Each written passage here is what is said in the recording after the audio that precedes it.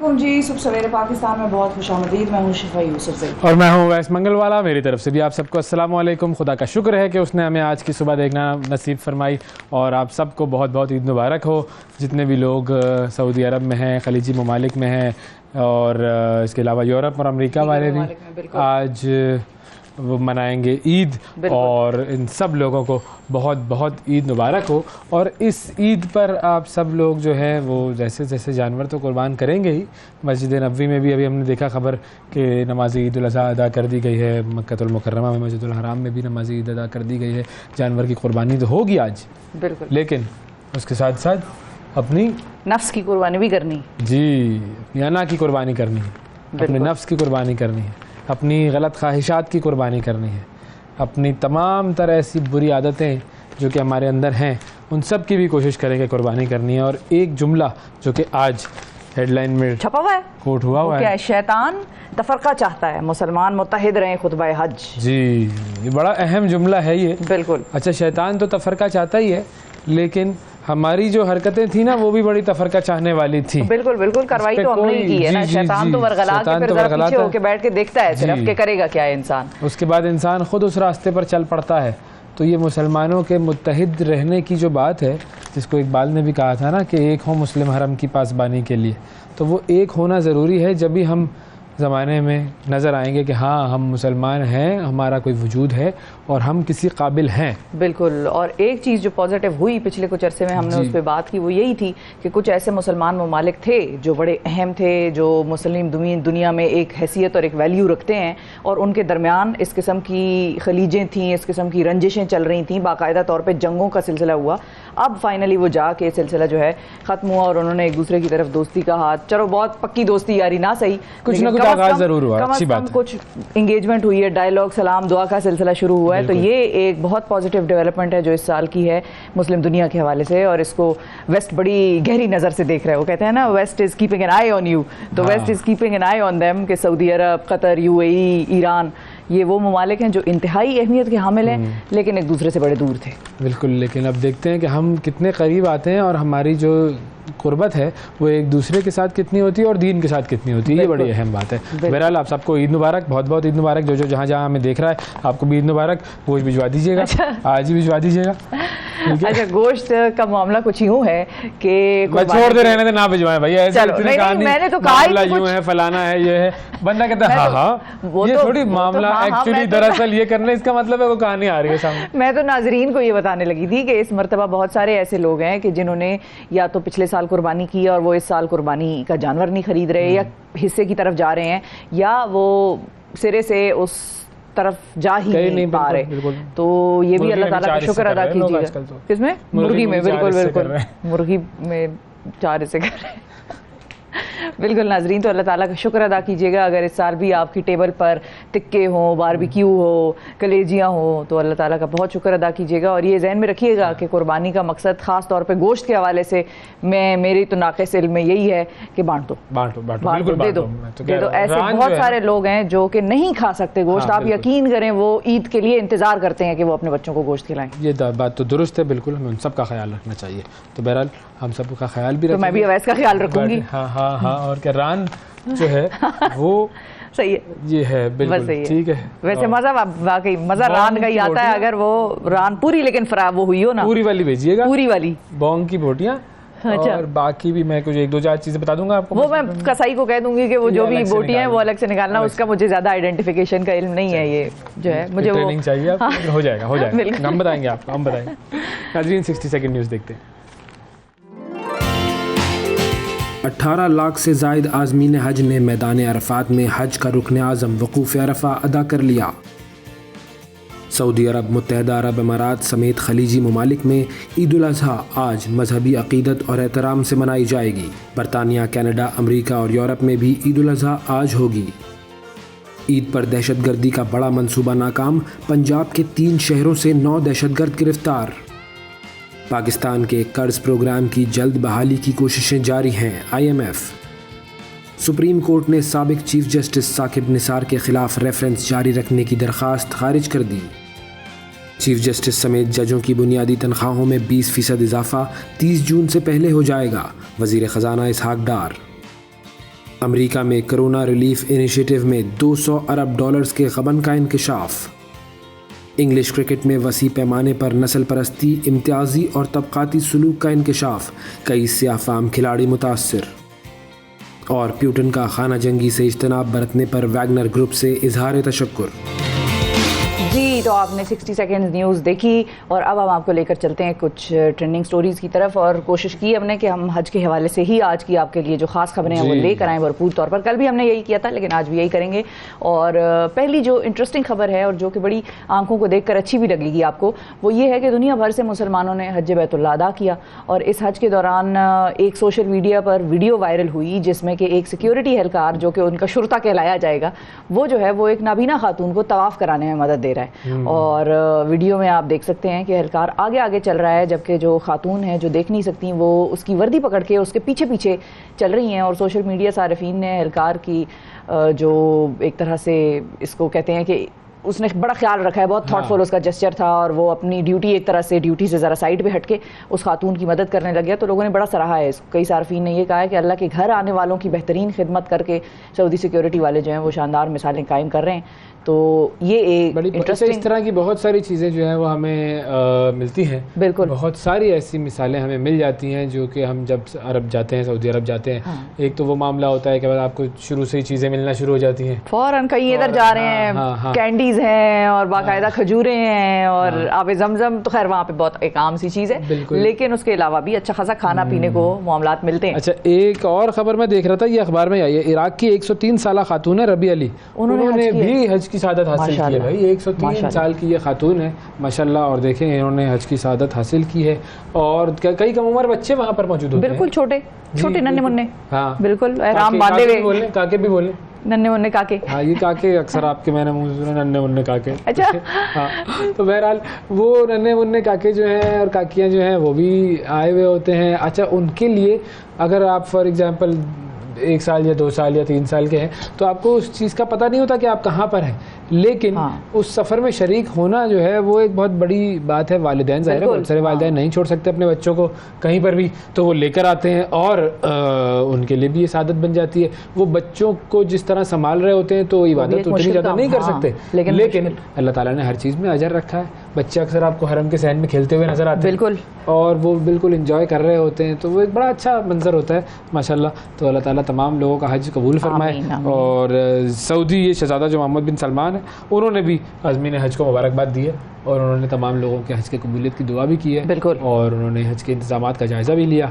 और अच्छी बात है। बिल्कुल, ये कितनी बड़ी सादत है, ये उन्हीं लोगों को एहसास होता है जो वहाँ पहुँच जाते हैं। ज़ाहिर है जाने वाले भी एक प्लानिंग के तहत जा रहे हैं, प्लान कर रहे हैं ज़िंदगी में, उसके लिए जमा पूंजी इकट्ठी कर रहे हैं, लेकिन जब आप वहाँ पहुँचते हैं तो आपको एहसास होता है, एक वो कहते हैं ना कि एक इट हिट्स यू, तो इट हिट्स यू कि जब आप वहाँ पहुँचते हैं और आप कहते हैं कि महवर तो ज़िंदगी का, सारी कायनात का यही जगह हैं, मदीना और मक्का मुकरमा।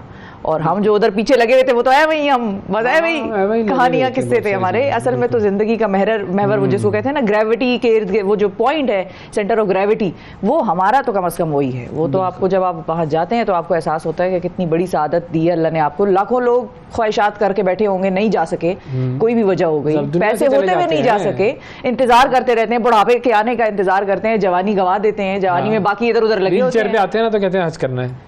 ये भी ये इस अपनी ज़िंदगी को प्लान करें और इस फरीज़े को ख़ास तौर पर प्लान करें, आपको बहुत मज़ा आए। मतलब आपके दिल से अगर हमारे लिए ये बात मैंने की है, दुआ ना निकली तो फिर आप कहिएगा, जो सुन रहे हैं, जवानी में अपना हज प्लान करें ताकि आप हर चीज़ को एंजॉय कर सकें, वो खाना पूरी ना हो। हाँ, अच्छा जी, अगली खबर की तरफ चलते हैं। ग्वांतानामो बे, जदीद तारीख़ है हमारी, उसकी बदतरीन जेल है। 9/11 के बाद कैदियों को गैर इंसानी माहौल में वहाँ पर रखा गया था। अब अक़वाम मुत्तहिदा की खुसूसी नुमाइंदा है जी फ़ियोनलानी ओलेन, अच्छा, उन्होंने इस जेल का दौरा करने के बाद एक रिपोर्ट जारी की है और उन्होंने कहा है कि ग्वांतानामो बे में मौजूद 30 कैदियों के साथ गैर इंसानी और ज़िल्लत आमेज़ सलूक किया जा रहा है, जिसमें और जिस कैदी से भी मैं मिली हूँ वो तशद्दुद, गैर कानूनी हरासत और ज़्यादती का शिकार है। और इन लोगों की तकलीफ़ मज़ीद गहरी होती जा रही है। उन कैदियों को नाम के बजाय नंबर से पुकारा जाता है और उनकी मुसलसल निगरानी की जाती है। इस रिपोर्ट के आने के बाद एमनेस्टी इंटरनेशनल ने इस हरासती मरकज़ को बंद करने का फिर मुतालबा किया है, और जैसे ही अमेरिका ने ये सुना वो डर गया और उसने कहा ओ हो मैं तो बंद कर रहा हूँ। हाँ, लेकिन गुआंतानामो में क्या हो रहा है उसका अमली मुजाहरा तो हमने आपको इसी प्रोग्राम में दिखाया था, जब हमने रब्बानी ब्रदर्स में से एक से बात की और आपने देखा कि वो किस तरह बगैर किसी वजह के, बगैर किसी जुर्म के प्रूफ हुए उसने पता नहीं कितने दिहाइयाँ उधर गुजार दी, और आखिर में just to see the day के जिसमें उसको कहा जाता है कि आप जो है वो हर इल्ज़ाम से बाइज्जत बरी हो गए, जाए जी 25 साल 20 साल बाद जाएं, अपनी जिंदगी तबाह कर दी। अमेरिका है, हम कुछ भी करें हमें कोई फर्क नहीं पड़ता। बिल्कुल। तो खैर अमेरिका से आपको जरा हम सल्तनत रोम की तरफ लेकर चलते हैं। रोमन एम्पायर थी मुसलमानों ने, बिल्कुल, वो भी अपने वक्त की एक जिसको उरूज देखा था, उरूज उसने देखा, फिर उसके बाद हमने उसको जवाल भी दिखाया लेकिन फिर उसके बाद क्या हुआ है वो मैं आपको बताती हूँ। सल्तनत रोम की अजमत के दौर में मकबूल तरीन खेल गुलामों के दरमियान जिंदगी मौत का खेला जाता था, और उन जगहों पर आज भी लाखों टूरिस्ट जाते हैं और गुलामों को दरिंदों का मुकाबला करने पर मजबूर कर दिया जाता था। जिन थिएटर्स में ये मुकाबला होता था उनमें सबसे बड़ा थिएटर जो है वो कोलोसियम था। बेसिकली एम्फी थिएटर होते हैं, बिल्कुल थिएटर एम्फी स्टाइल में बने हुए होते हैं। हाँ, ओपन एयर जिसको हम कहेंगे, ओपन एयर। हाँ। और आज के दौर में एक वीरान और टूटी फूटी सी जगह है ये, लेकिन फिर भी लोग जाते हैं, जाहिर है माजी की वो जो एक याद है, 7 वंडर्स ऑफ द वर्ल्ड में आता है, उसमें आता है। बिल्कुल। और 2000 साल पुरानी इस इमारत को पूरी दुनिया से सयाह बड़ी शौक से देखने आते हैं। मैं भी जाऊंगी किसी दिन, मैं नहीं गई हुई इटली। आप गए? चलेंगे, मुझे भी ले आपको अवैस को भी हम लेके जाएंगे, नाज़रीन अवैस को दिखाएंगे, तस्वीरें आपकी मैं खींचूंगी, मैं तस्वीरें खींचूंगी अवैस की कोलोसियम के दरमियान खड़ा करके इसको। और हुकूमत जो है, अब हुआ ये है कि इटली की हुकूमत कोलोसियम की पूरी तंदही से देखभाल करती है और इसे दुनिया की 7 अजायबात में, जिस तरह से अवैस ने बताया, कि शामिल है। हाल ही में एक वीडियो सामने आई जिसमें कि एक सयाह जो है वो कोलोसियम की दीवार पर नाम लिखता हुआ नजर आ रहा है, मतलब वो किसी चीज से ना उसको खुरच के अपना नाम उस पर लिख रहा है। अब ये वीडियो एक दूसरे सयाह ने बनाई और उसने नाम लिखने वाले को डांटा, मगर वो बाज नहीं आया, वो लगा रहा अपने मगन काम में। सिक्योरिटी एहलकार के हवाले उसने वो वीडियो कर दी और अब पुलिस इस सयाह की पूरे शदोमत से तलाश कर रही है और वो ये बताने की कोशिश अब करेंगे। क्या दीवार पे नाम ही तो लिखा है, इसमें क्या है भाई? प्रिजर्व, पुराना देखें, पुराना 2000 साल अपने कराची की दीवारों फलाने को रिहा करो। हम गलत करते हैं, हम स्टिकर छापते हैं, गंदे अजीबो गरीब से स्टिकर छाप देंगे दीवारों पे, और इश्तिहार लगे हुए होते हैं हकीमों के, दवाओं के, बाबाओं, आमिल बाबाओं के तो शदीद इश्तिहार लगे हुए होते हैं। हर रंग नस्ल मजहब से ताल्लुक रखने वाले आमिल बाबा और बेबियाँ मौजूद हैं कराची में, आप जाएं वहाँ पर फुल इश्तिहार लगे हुए होते हैं। तो ये हमने फैलाया है माशरे में। हाँ, तो अब ये जो है सिलसिला, ये लगता है यहाँ का था, कहाँ का था ये सयाह, हमारा ही ना हो कहीं जो जाके दीवारों पे नाम लिख रहा है, अपना ही ना निकल आए। नहीं, अपना नहीं होगा, ये अपना होगा तो उसको पकड़ के मारते हैं ये लोग। बिल्कुल, कोई इंग्लिश होगा, इसीलिए उन्होंने कहा नहीं प्लीज पुलिस को बुलाएं। बिल्कुल, एलेक्स उसने लिखा नाम अपना। अच्छा, एलेक्स। अब अगर वो पकड़ में आया तो भाई उसके साथ अच्छा खासा जुर्माना उसको, मुझे लगता है, करेंगे। होगा भाई।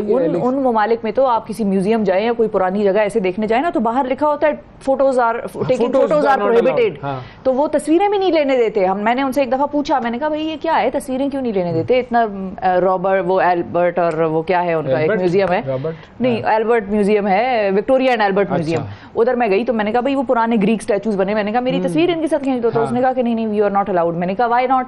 तो उसने बताया कि लाइट और कैमरे से इस किस्म की कोई शुआ निकलती है, रेडिएशंस ऐसी निकलती हैं कि जो इन पुरानी जो अजायबात हैं उनको खराब करती हैं। अच्छा, तो टू प्रिवेंट देम फ्रॉम, मतलब जो भी खराबी वराबी से, और उनको सेफ रखने के लिए ये चीज़ मना है। इंसानों को गुआंतानामो बे में डालें, उनकी केयर ना करें, ये मुजस्मों की केयर करें, बेटा तू तस्वीर ना खींच।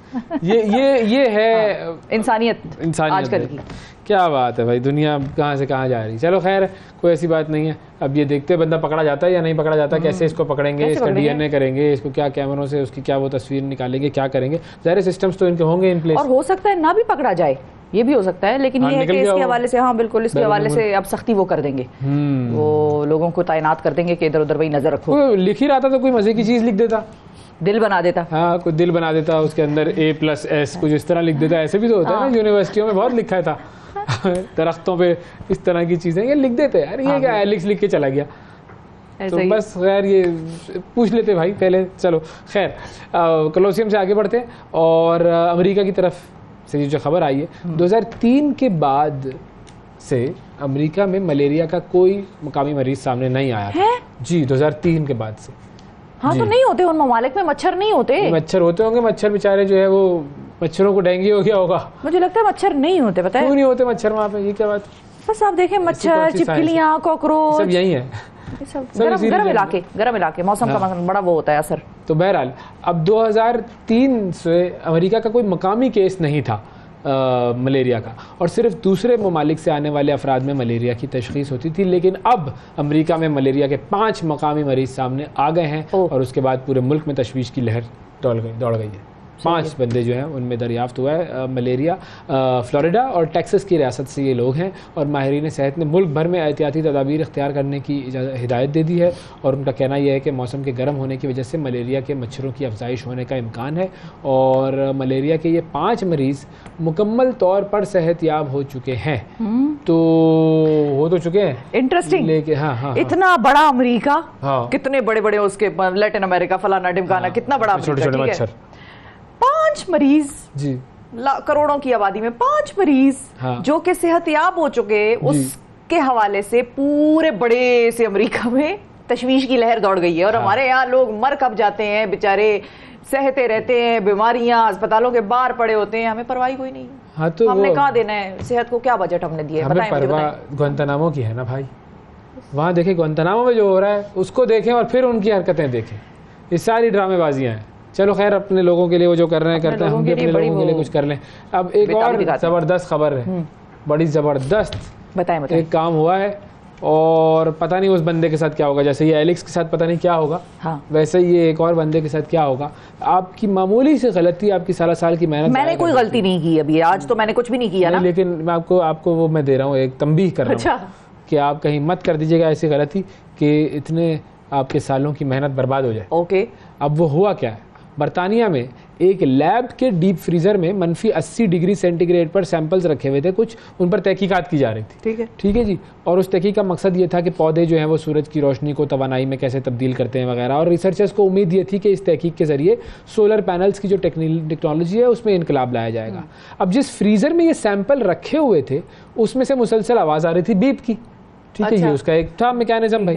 फ्रीजर पे लिखा हुआ था कि इसको अनप्लग ना करें और अगर 5 से 10 सेकंड के लिए ये बीप रोकनी हो तो उसके लिए अलार्म का एक इस्तेमाल किया जाए, उसका अलग से बटन था।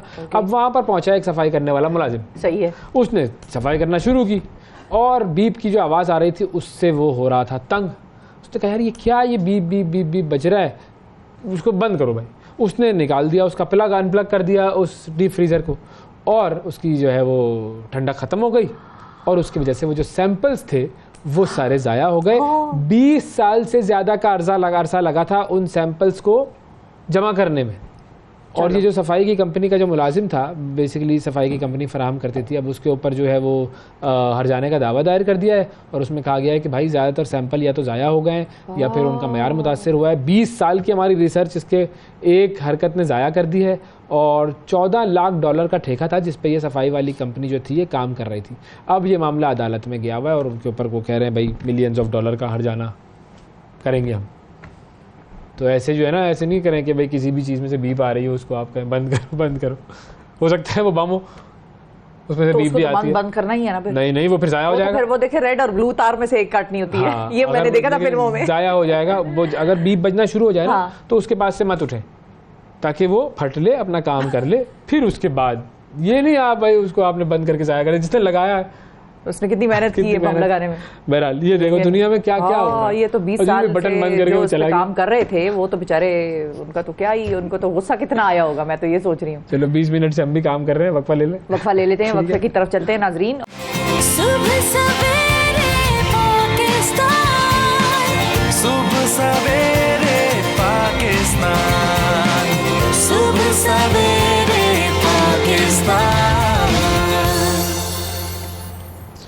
वेलकम बैक जी। सुबह सवेरे पाकिस्तान में एक मरतबा फिर खुशामदीद।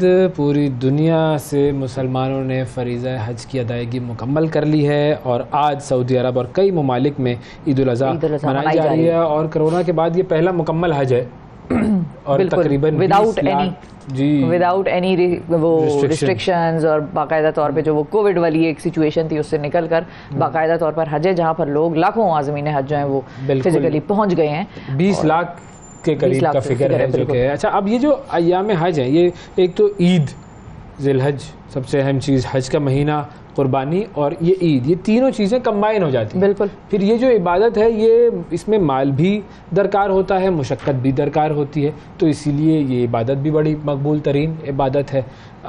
इन तमाम चीज़ों पर हम बात करेंगे, आपकी लाइव कॉल्स भी लेंगे। हमारे साथ मौजूद हैं जी मजहबी स्कॉलर जनाब प्रोफेसर साजिद महमूद अल-ज़हरी साहब। अस्सलाम वालेकुम। वालेकुम सलाम व रहमतुल्लाह। बहुत शुक्रिया सर, आपने वक्त निकाला।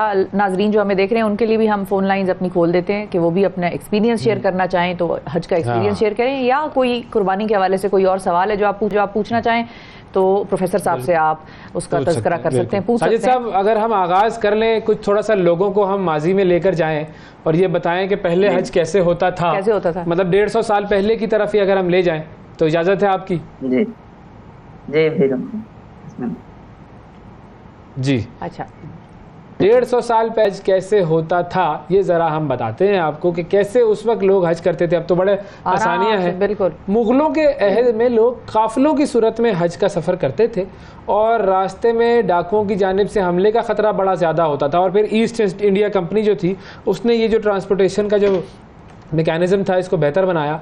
1838 के बाद ये निज़ाम बनाया गया था कि हुज्जाज किराम मुंबई या कराची पहुंचते थे और वहाँ से सऊदी अरब रवाना होते थे, और उस वक्त पासपोर्ट का तो निज़ाम था नहीं। पासपोर्ट आया था 1920 में, ये लाजमी करार दे दिया गया था। सही। और 1939 में जहाज़ों का 2 तरफा किराया जो था वो 167 रुपए हुआ करता था। 167 रुपए, अंदाज़ा लगाएं आप आज के एक्सपेंसेस से।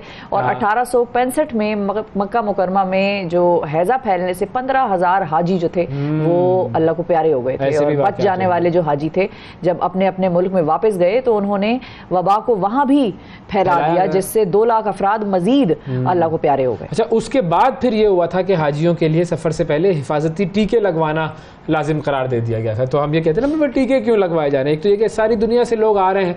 अब सारी दुनिया से जब लोग आ रहे होते हैं तो उन सब की ज़ाहिर है अलग अलग जगह से वो आ रहे हैं, बीमारियां हो सकती हैं, अपने इलाकों से होते हैं, फैल सकते हैं।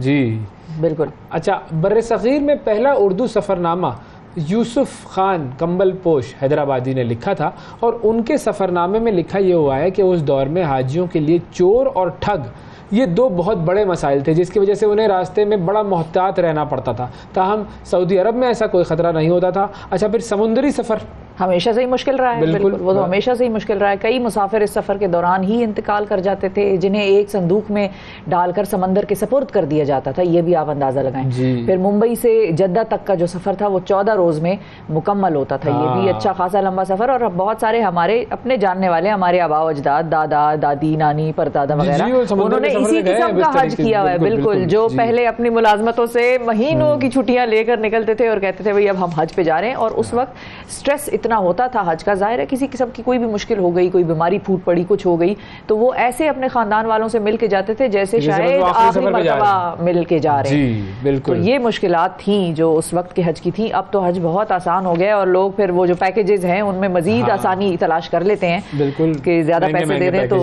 बिल्कुल तारिक जमील साहब, और सही है, ठीक है भाई, हर एक के पास जितने पैसे हैं वो उस हिसाब से जाए। वो पुराने हुजूर सल्लल्लाहु अलैहि वसल्लम के दौर में भी ऐसा ही होता था कि जिसके पास ऊँट था वो ऊँट पर जाता था, जिसके पास नहीं था वो पैदल जाता था। तो इसमें तो कोई ऐसी बड़ी बात नहीं है कि आप पैकेजेस खरीद रहे हैं, ये कर रहे हैं, लेकिन ये कि ये ज़रूर देखें कि पहले क्या होता था और अब क्या, और अल्लाह ताला का शुक्र अदा कीजिए कि उसने कितनी आसानियाँ दी हैं आपको। साजिद साहब, आपकी तरफ आते हैं। ये हमने थोड़ा सा एक यूँ कहिए कि एक माजी का नक्शा खींचा, लेकिन ये जो इस्लाम का जो एक ऐसा रुकन है जिसे इबादत की मेराज कहा गया है, इसके बारे में क्या कहेंगे सर? जी, बिस्मिल्लाहिर्रहमानिर्रहीम। वैसा बड़ा खूबसूरत एक ब्रीफ माजी में हज कैसा होता था वो आपने बताया। इस्लाम के जो बुनियादी अरकान हैं वो 5 हैं, जिसके ऊपर इस्लाम की जो बिल्डिंग है वो खड़ी है। जो 5 पिलर्स हैं, उन पिलर्स में से एक पिलर जो है वो हज है, जिसको अल्लाह के रसूल ने फरमाया बुनियल इस्लामु अला खम्सिन। इस्लाम की बुनियाद 5 अरकान पर है, और इसमें से एक क्या है, वह हज्जुल बैती मन इस्तता इलैहि सबीला, कि बैतुल्लाह शरीफ का हज है जो इसकी इस्तिताअत रखता है। और इस्लाम के अंदर वैसे जितनी भी इबादत हैं उसके पीछे डिवाइन विजडम है, उसके पीछे अल्लाह ताला ने कोई ना कोई हिकमत रखी है। जैसे नमाज है तो नमाज, और इसको कुरान मजीद में खुद बयान किया है कि नमाज को फ़र्ज़ करने का मकसद क्या है, इन्नस्सलात तन्हा अनिल फ़हशाई वल मुनकर, कि जो नमाज है वो मुसलमान जो इसको अदा करते हैं उसको बुराइयों से रोकती है। और इसी तरह जो रोज़ा है तो कुतिबा अलैकुमुस्सियाम कमा कुतिबा अलल्लज़ीना मिन क़ब्लिकुम लअल्लकुम तत्तक़ून, रोज़े से इंसान के अंदर तक़वा पैदा होता है, प्यूरिफिकेशन, उसके बातिन की सफाई और सफाई कल्ब है वो पैदा होता है। और ये जो हज है, हज को मशरू करने का इतना अजीम मकसद है वो ऐसा कि अल्लाह ताला ने फरमाया कि इसका जो मकसद है वो लोगों के अंदर यूनिटी पैदा करना है, मुसलमानों के अंदर इत्तिहाद, उख़ुवत, बाहमी मोहब्बत और यगानियत पैदा करना, ये इसका हज का जो है वो बुनियादी मकसद है इस इबादत को मशरू करने का। तो आप देखें कि एक यूनिटी एक ऐसी चीज़ है, इत्तिहाद और इत्तेफाक एक ऐसी चीज़ है कि जिससे कौमें तरक्की करती हैं। और आप भी इस दुनिया के अंदर जितनी भी कौमें तरक्की कर रही हैं वो सिर्फ यूनिटी की बुनियाद पे कर रही हैं, क्योंकि जब आपके अंदर इत्तिहाद होगा, इत्तिफाक होगा, तभी तो चीज़ें यही तो कमी है मुसलमानों में कि वो एक मुत्तहिद नहीं हो प्लेटफॉर्म पर जमा होने का एक मौका अल्लाह ताला ने दिया है कि हर साल आप इस जगह जमा हो, तमाम लीडरान वहाँ पर पहुँचें, तमाम लीडरान वहाँ पर मिलकर बैठे, उम्मत मुस्लिमा के मसाइल के ऊपर बातचीत करें, उनके हल के हवाले से बातचीत करें। लेकिन ऐसा होता नहीं है। अल्लाह करे कि ये वाला सिलसिला भी शुरू हो। लोग जब जाते हैं तो बड़ा मोहब्बत का मुजाहरा वहाँ पर मिलता है, एक दूसरे को जबान नहीं समझते। देखें, कुवैती आया हुआ है, कोई ईरानी आया हुआ है, कोई किसी और मुल्क से आया हुआ है, पाकिस्तानी, भारत से आए हुए लोग एक दूसरे की जबान नहीं समझेंगे, लेकिन जेस्चर देख के एक दूसरे की मोहब्बत में, किसी कोई देखेगा अगले बच्चे को प्यास लग रही है, किसी और जबान का शख्स उसको पानी पिला देगा, बगैर पूछे, बगैर कहे और बगैर जबान समझे। अच्छा, कॉलर भी हमारे साथ, बिल्कुल हमारे साथ है, मेरा ख्याल है हाबील अहमद साहब हैं। अस्सलाम वालेकुम। जी वालेकुम सलाम। जी हाबील साहब, जी सर, कैसे हैं? अल्लाह का शुक्र। अच्छा, मैं आज से तमाम उनके मुसलमान को जो है आज मुबारकबाद और ईद मुबारकबाद देना चाह रहा हूँ। आपको मुबारक है। तो बस यही एक पैगाम था। बस ठीक है, ठीक है, जबरदस्त। सबसे अच्छा पैगाम मुबारक का है, मोहब्बत का पैगाम सबसे इम्पोर्टेंट है। अच्छा प्रोफेसर साहब, मैं जरा कुर्बानी के हवाले से आऊंगा। एक दो मैसेजेस आए हुए हैं, लोग सवालात भी पूछ रहे हैं। बिल्कुल, एक सवाल तो आज सुबह सुबह ही किसी ने दिमाग में डाल दिया अजीब साहब, कुर्बानी के प्री रिक्विजिट्स प्रोफेसर साहब क्या है? मतलब कुर्बानी जब हम कर रहे होते हैं, जाहिर है कुछ चीज़ें ऐसी हैं जो हम बड़ों से सुनते आ रहे हैं, हमारे जहन में होती हैं, लेकिन कुछ चीज़ें ऐसी होती हैं जिनके बारे में ज़रा इबहम पाया जाता है। मिसाल के तौर पे कुर्बानी से पहले लोग कहते हैं 10 दिन जो है उसमें बालों का काटना है या नाखूनों का तराशना जो है वो नहीं होना चाहिए। अब वो नहीं होना चाहिए क्यों? क्या उससे कुर्बानी इफेक्ट होती है, कुर्बानी कबूल नहीं होती, या उसकी मुमानियत है बाकायदा तौर पर, या वो कोई ऐसी वाजिब है, फर्ज है, सुन्नत है, और अगर कोई कर ले तो क्या होगा? बिल्कुल ठीक। असल में जो ही जिलहज का चांद नज़र आता है तो उसके बाद ये मना किया गया है कि आप बाल कटवाना या नाखून तराशना, इस चीज़ से मना है कि आप वो ना करें। लेकिन ये एक फ़र्ज़ और वाजिब की कैटेगरी में नहीं है, बल्कि ये मुस्तहब की कैटेगरी में है, यानी प्रेफरेबल है कि आप ये चीज़ें ना करें, मुस्तहब है। अब इसके पीछे हिकमत क्या है कि भाई क्यों मना किया गया है कि इन चीज़ों की, क्योंकि सफाई सुथराई तो ये निस्फ़ ईमान है ना, तो आप इससे पहले ही ये सारी चीज़ें कर लें ताकि ये जब जिलहज का चांद नज़र आ जाए उसके बाद आप इन चीज़ों से अवॉइड करें। लेकिन मैंने ये बताया कि ये फ़र्ज़ वाजिब की कैटेगरी में नहीं है, मुस्तहब है, यानी प्रेफरेबल है, अच्छा अमल है कि अगर आप इन चीज़ों को तर्क कर दें और उसके बाद जब ईद की नमाज़ पढ़ लें तो उसके बाद आप ये चीज़ें करवा लें। सही। ईद की नमाज के बाद या कुर्बानी करने के बाद? ईद की नमाज के बाद ही डेफिनेटली कुर्बानी होगी, तो उसके बाद फिर आप नाखून तराश लें, बाल कटवा लें। मतलब ये कि जैसे मिसाल के तौर पर बहुत सारे लोग दूसरे दिन कुर्बानी करते हैं। बिल्कुल बिल्कुल। तो उसके बाद जब आपकी कुर्बानी हो जाए उसके बाद आप कर सकते हैं। दूसरे दिन करवाते हैं, तीसरे दिन करते हैं, तो कुर्बानी अदा करने के बाद आप इन चीज़ों को करवाते, जिस दिन भी आप कुर्बान। हाँ, अच्छा, फिर एक चीज़ ये भी बड़ी अहम है कि भाई बहुत मरतबा ये होता है ना कि हम सोचते हैं कि भाई अल्लाह ताला के इस हुक्म के पीछे लॉजिक क्या है।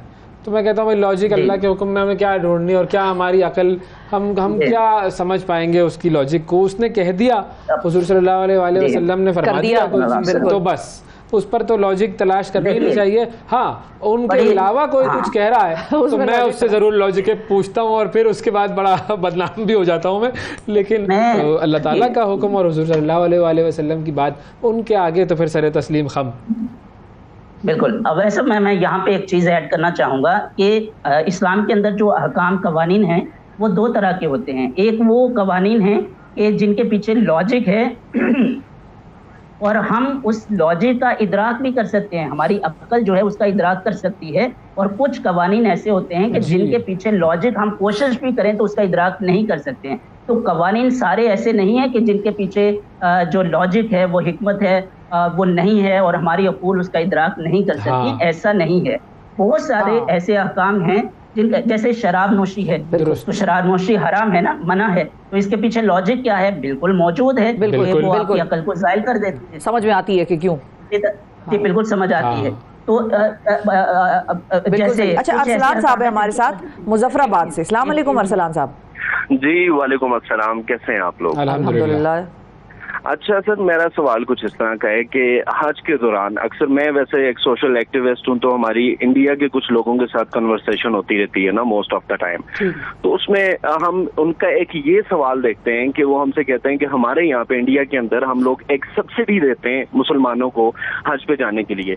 तो आपके पाकिस्तान में हर चीज रमजान के अंदर महंगी हो जाती है, हज के लिए मुसलमानों ने जाना हो तो वो सब पैकेजेस महंगे हो जाते हैं। तो ये एक मेरे माइंड में सवाल था, मैंने कहा ये लाइव पूछा जाए, इसका क्या जवाब बनता है? हम मुसलमानों को, बिलखुसूस मुसलमान जो पाकिस्तान में रहते हैं, हमें क्या करना चाहिए? ये सवाल सही है, अच्छा सवाल है वैसे। लेकिन मेरा ख्याल है जो पाकिस्तान में सरकारी पैकेज है वो हज सब्सिडी के ही कुछ सिलसिले में आता है। लेकिन हम प्रोफेसर साहब से पूछते हैं। प्रोफेसर साहब, भारत में कहा जाता है लोगों को कि हमारे यहाँ तो हज की सब्सिडी मिलती है, पाकिस्तान में तुम लोग हर चीज महंगी। अच्छा, भारत में ये खत्म भी कर दी गई थी सब्सिडी, इसके ऊपर बड़ा केस चला था सुप्रीम कोर्ट में, क्योंकि बुनियादी तौर पर मुद्दा तो ये होता है ना कि सब्सिडी की जरूरत, हमें अपने तौर पर ये सारी चीजें करनी है ना। तो फिर बहरहाल फिर उसके ऊपर बहुत सारे लॉजिक्स हैं कि जी हुकूमत जो है वो आपको इसमें फैसिलिटेट करती है, ये करती है, लेकिन 2018 में इसको खत्म भी किया गया था। बिल्कुल। तो क्या हमारा जो सरकारी हज है, सरकारी हज का जो पैकेज होता है वो सब्सिडाइज्ड ही उसको कह सकते हैं हम? अच्छा देखिए, पहली बात तो ये है कि हज जो है वो साहिबे इस्तिताअत पर फर्ज होता है। कुछ ऐसी इबादत हैं, देखिए कुछ ऐसी इबादत हैं जो आप के अगर शुरूत पाई जा रही हैं तब भी वो आप पर वाजिब होगी। हज उनमें से एक है। अगर आप साहिबे इस्तिताअत हैं, आपके पास सफ़र करने की और सफ़र के अखराजात बर्दाश्त करने की इस्तिताअत है, तब भी आपके ऊपर हज फ़र्ज़ है।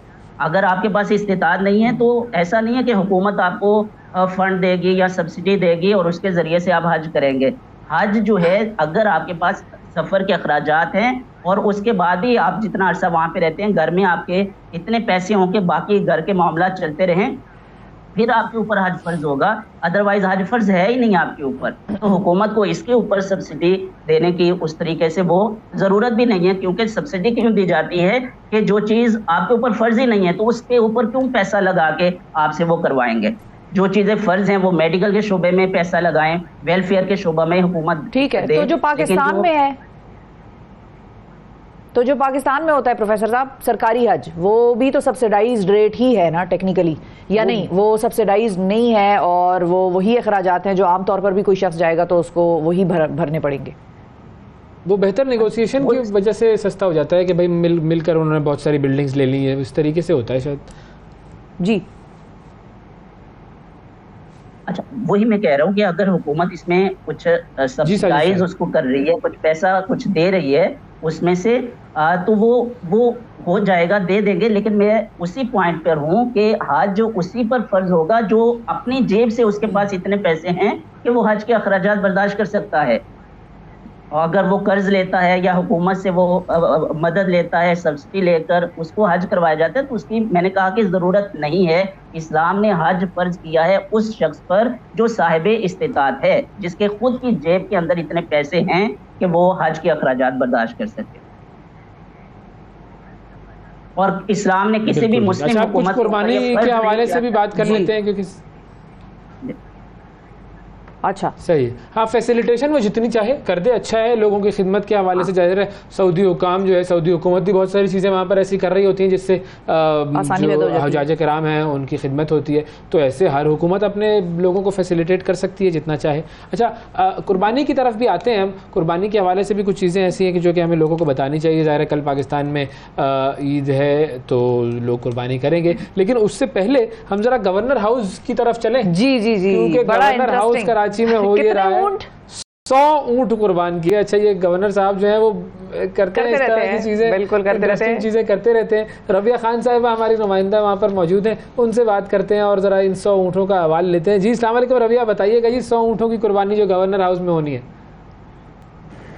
जी बिल्कुल, जिस तरीके से हमने देखा कि ईद उल फितर पर गवर्नर हाउस में जिस तरीके से तैयारियां की गई ख़वातीन के लिए चूड़ियां और मेहंदी का इंतज़ाम किया गया, इसी तरीके से अब ईद उल अज़हा पर कुर्बानी का इंतज़ाम गवर्नर सिंध कामरान खान टसूरी की जानिब से किया गया है। मेरे अक़ब में आप जो है वो ऊँट देख सकते हैं, तकरीबन 100 ऊँटों की तादाद जो है वो बताई जा रही है, जिन्हें यहाँ पर जो है वो नहल किया जाएगा और उसका गोश्त जो है वो जो भी शहरी यहाँ पर आएगा गवर्नर हाउस में उनमें तकसीम किया जाएगा। ना सिर्फ ये बल्कि 100 बकरे भी जो है वो लाए गए हैं। तर्जुमान गवर्नर हाउस जो है वो सलीम साहब हमारे साथ मौजूद हैं, उनसे ज़रा बात करते हैं, उनसे पूछते हैं। सर ये बताइएगा कि ऊँट हम देख रहे हैं कि बड़ी तादाद में मौजूद है, ये जो बकरे जिस तरीके से तकसीम किए जाएंगे उसका प्रोसेस क्या है? जी, बकरे ऐसे 100 बच्चों को दिए जाएंगे जिनके वालिद जो है पिछले गुज़श्ता 1 साल के दौरान किसी हादसे में या ट्रैजिक टारगेट किलिंग में हलाक हो गए, तो वो बच्चे गवर्नर से रुजू करेंगे और उनको ये बकरे दिए जाएंगे 100 बच्चों को। जी बिल्कुल, इनका यही बताना था कि इसी तरीके से बकरे भी लेकर आए हैं और मैं कैमरा मैन अगर आपको दिखाएं तो ऊँटों की बहुत बड़ी तादाद आपको यहाँ पर दिख रही होगी। दूर तक जो है वो ऊँट यहाँ पर मौजूद हैं और सिर्फ ऊँट मौजूद नहीं है बल्कि उनका ख्याल रखने के लिए जो है वो यहाँ पर एक साहब भी मौजूद हैं, उनसे ज़रा बात करते हैं, उनसे पूछते हैं। ये बताइएगा, इतनी बड़ी तादाद में गवर्नर हाउस में ऊँट लेकर आए हैं, किस तरीके से ख्याल रख रहे हैं, क्या खिला रहे हैं? सर इनको पानी दे रहे हैं टप्पू में और ये सब हम 2 बंदे इनके सब डिटेल हैं जो पक्के दिन रात हमारा ड्यूटी है, इनके साथ कोई खोल न जाए, कोई इधर उधर न करे, कोई मस्ती न करे। हम उनके साथ पक्के जो है ना डिटेल हैं, उनके साथ हम उनकी खिदमत इंजाम दे रहे हैं और दिन रात उनका खिदमत कर रहे हैं। जी इधर हमें 10-12 दिन हो गए हम आए हुए हैं यहाँ पे। जी बिल्कुल, सिर्फ ऊँटों को यहाँ पर लाया नहीं गया बल्कि उनकी रखवाली के लिए 2 अफराद जो है वो भी मुख्तस किए गए हैं।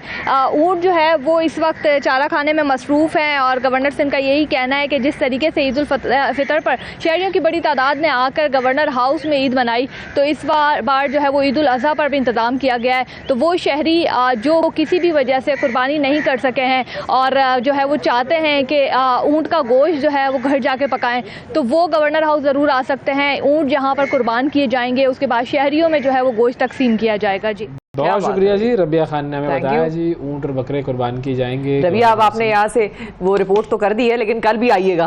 हाँ सही है, कल आके हमारी नुमाइंदगी इधर आप कीजिएगा। बिल्कुल। अच्छा साजिद साहब, एक चीज़ जो मैं पूछना चाहूँगा वो ये कि हमारे पास 1-1.5 मिनट ही रह गया है, कुर्बानी के हवाले से क्या चीज़ें ऐसी हैं जो कि हर इंसान को मद्देनज़र रखनी चाहिए?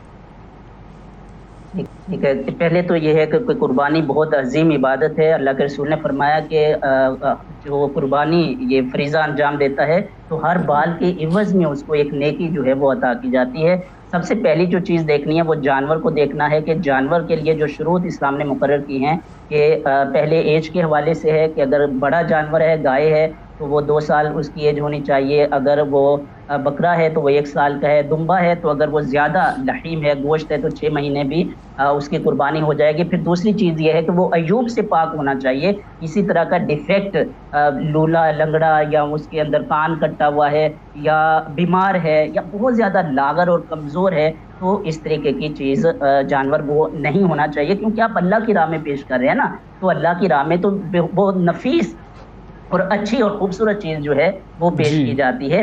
और यही एक हिकमत है कि अच्छा जो सेहतमंद तवाना जानवर है वो अल्लाह की राह में पेश किया जाएगा। तीसरी चीज़, वो आपने अपने आप को रियाकारी से इसको दूर रखना है। और ख़ास तौर पर आज के दौर में, क्योंकि सोशल मीडिया का दौर है, हर कोई वो जानवर की तस्वीरें बना के वो शेयर करेंगे और इसमें बहुत ज़्यादा चांस है कि वो रियाकारी का जो उनसर है वो आपकी इबादत में दाखिल हो जाएगा। तो ये इबादत है, इबादत के अंदर अगर रियाकारी आ गई और इसमें कोई भी आपकी इबादत को इबादत ही रहने थे, उसको रियाकारी ना बनाए। बिल्कुल सही, बहुत शुक्रिया अदा करेंगे जी। साजिद महमूद अल-ज़ाहरी साहब हमारे साथ मौजूद है और हज और क़ुरबानी की फजीलत के हवाले से और उसके अहकामात के हवाले से गुफ्तगू कर रहे थे। और सबसे अहम बात यही है कि ये रियाकारी ना बनाएं, इबादत को इबादत ही रखें। बड़े बड़े आप चाहे लाखों रुपए के, करोड़ों रुपए के ऊँट, जानवर, गाय वगैरह ज़िबा करें, उसको कोशिश कीजिए कि वो सिर्फ़ और सिर्फ खालिसतन अल्लाह ताला के लिए हो। बिल्कुल जी। वक्फा लेते हैं, वक्फे के बाद आपकी खिदमत में दोबारा हाजिर होंगे। Stay with us. सुबह सवेरे पाकिस्तान, सुबह सवेरे पाकिस्तान, सुबह सवेरे पाकिस्तान।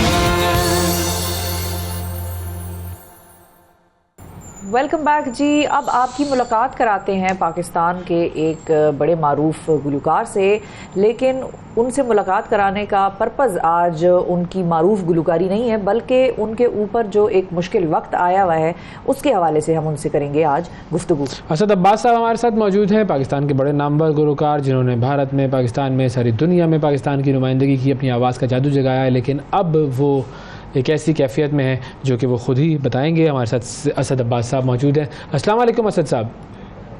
सर वालेकुम अस्सलाम। मैं बड़ा मशकूर हूँ आपका कि आपने मुझे बुलाया, और मैं अभी डायलिसिस से सीधा आपके ऑफिस आया हूँ।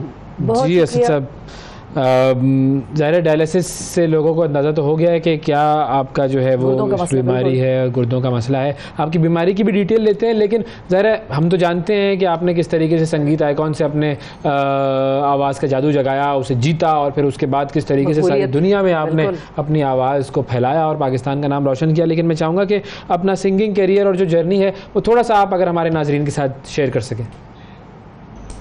देखें, मैं अगर शुरुआत में बताऊं, एक पाकिस्तान संगीत आइकॉन का एक कंपटीशन पाकिस्तान में हुआ था। उसमें पूरे पाकिस्तान से टैलेंट को इकट्ठा किया गया था। उसमें अल्हम्दुलिल्लाह से मैं विनर हुआ था। उस कंपटीशन का इनाम था 1 करोड़ रुपए का इनाम था, और एक मर्सिडीज़ गाड़ी थी। क्या बात। वो मैंने विन किया था। और उसके बाद मैंने कोक स्टूडियो सीज़न 6 में मैंने परफॉर्म किया, सूफ़ी कलाम जी, मैंने और फरिया परवेज़ सिंगर ने। बिल्कुल। उसके बाद मुझे लक्स स्टाइल अवार्ड में बेस्ट सिंगर का अवार्ड मिला, लक्स म्यूज़िक अवार्ड। उसके बाद फिर मेरा बैंड है, बहुत अच्छा सूफ़ी बैंड है, मिकाल हसन बैंड, हमारे पाकिस्तान का बहुत फेमस बैंड है। इसका लीड वोकलिस्ट मैं हूँ, और इस हमारे बैंड का गाना है कदियामिल सामल यार में। तो इस गाने को माशाल्लाह से पहले तो मैंने जब इसको रिकॉर्ड किया, गाया, ये सबसे पहले तो इंडिया में बहुत से कंपटीशनों में ये गाया गया, और बहुत से स्टूडेंट्स ने, बच्चों ने, जितने भी कंपटीशन के लड़के हैं, सब ने मेरा गाना कॉपी करके, डिटो कॉपी, मेरी आवाज़, मेरी वेरिएशन, इसको कॉपी करके उन्होंने कंपटीशनों में परफॉर्म किया। बिल्कुल ऐसे ही। तो इसके बाद मेरा ड्रामे में बहुत टाइटल हिट हुआ। इसके बाद माशाल्लाह से फिर करियर चलता गया, और ये फ़िलहाल तो ये स्टोरी है। अच्छा असद, आपकी जो अब ये गुर्दे की तकलीफ़ है, ये कब शुरू हुई और कैसे डायग्नोज हुई थी? ये 7 साल पहले मुझे इतनी ट्रैवल हार्ड हो गई मेरी पूरी दुनिया में कि मुझे ब्लड प्रेशर होना शुरू हो गया। तो ब्लड प्रेशर हाई होना शुरू हो गया। जब हाई होना शुरू हुआ तो मैंने डॉक्टर को चेकअप करवाया, तो उन्होंने कहा आपका ब्लड प्रेशर बहुत ज़्यादा हाई होता है, लिहाजा आप नींद पूरी किया करें, और अपना जितना हो सके आप अपने आप को रेस्ट भी दिया करें, और ये मेडिसिन्स हैं ब्लड प्रेशर की, ये आप यूज़ किया करें। तो अब मेडिसिन्स वगैरह भी चलती रही, कुछ ही अर्सा चलता गया। रोज़ी रोटी कमाने के लिए आपको पता है फिर करना तो पड़ता है, बच्चों के लिए, फैमिली के लिए। तो करता गया मंजिल की एक तलाश में। एक टाइम ऐसा आ गया कि 7 साल बाद फिर मेरी तबीयत 7 साल के अंदर जब ज़्यादा ख़राब होनी शुरू हुई, तो मुझे ब्लड प्रेशर इतना हो गया कि मैं बेहोश हो गया अपने घर पर। अच्छा। और मेरे घर वाले मुझे उठाकर हॉस्पिटल ले गए। हॉस्पिटल जब लेकर गए तो डॉक्टर्स ने चेक किया, मेरे टेस्ट किए पूरी बॉडी के, तो टेस्टों के अंदर आया कि मेरे दोनों गुर्दे फेल हो चुके थे। जब दोनों गुर्दे फेल हो चुके थे तो मेरी फैमिली को एक समझ लें कि बहुत बड़ा झटका लगा, क़यामत गुजरी उनके ऊपर।